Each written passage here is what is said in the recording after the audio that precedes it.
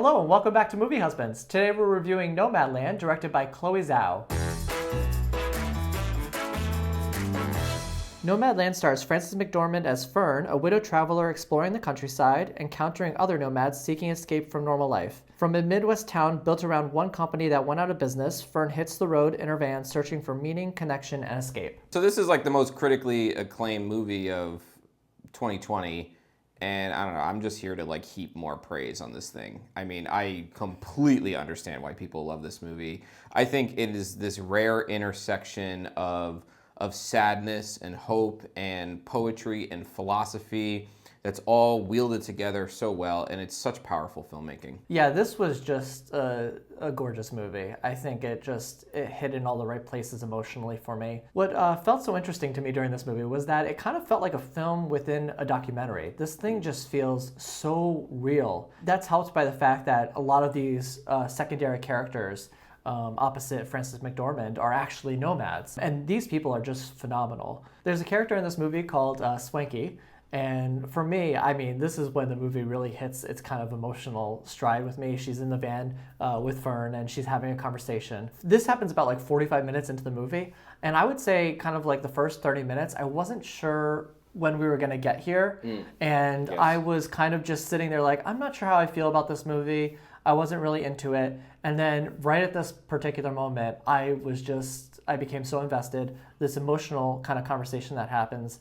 And it doesn't stop from there. This movie keeps bringing this emotion that's just so real. You're right. The first 30 minutes of this movie, and it's better in retrospect, but the first 30 minutes kind of feel like, oh, this is an indie movie. And then the last hour is like, oh, okay, this is potentially life-changing, art that's being made. The authenticity of the conversations and the rawness of the conversations, they get to the emotional core of what's going on with these characters. She has various scenes where she talks about her husband that are just so emotionally affecting. This film has that feeling of lightning in a bottle where you don't even know if these things could be taught to a filmmaker.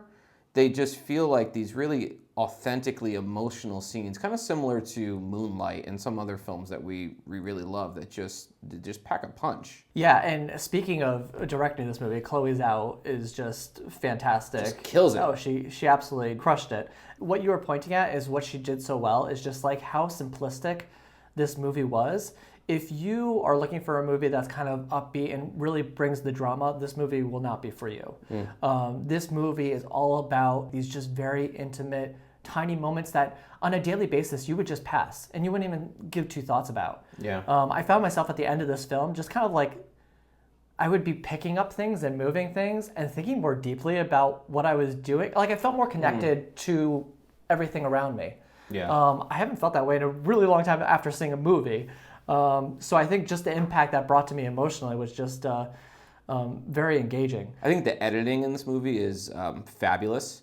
And sometimes it's difficult to really know where the direction ends and the editing begins, so to speak. But Chloé Zhao directed and edited this movie, so it's her the whole time. There's such a kind of rhythm to the way that this movie is edited that makes it feel so fluid. And the cinematography is beautiful. Maybe you could speak a little bit more to that. I mean, maybe it's cheating, but if you put Frances McDormand in like the American Midwest with a sunset, it's going to look really good. No, but the particular thing about the cinematography here is that it's very fly on the wall. Like you kind of feel like you're just observing these people. And this is where I get to the documentary part that I kind of felt during this movie. There would be these conversations in circles around a fire and people would just be talking. You kind of like hear a little conversation in the background or, beyond what you were just seeing right in front of you. And it felt like a documentary. You felt like you were there in a moment. And it didn't feel like it was being planned. Frances McDormand, she just seamlessly kind of just sunk into this movie where she just felt like she was a part of them. I don't think anybody else could have done this role. No, she has such this combination of vulnerability but toughness. Yeah. And it's something that she's been playing a lot in her later roles because she was also kind of like this in Three Billboards for sure, yeah. But even like there's this like long tracking shot where she's just walking through this kind of compound of people waking up. I don't know, she's just carrying the whole history of this character and the way that she walks. Like, I don't know, she feels like she embodies everything that this character is all about. It's a remarkably subtle performance, but like you said, nobody else could have done it. Yeah, and when I was talking about how the first like 30 minutes I was kind of struggling with, there's all these little things that seem so mundane to me that come back and they kind of reappear later on. There's a particular thing with New Year's Eve and when the ball drops.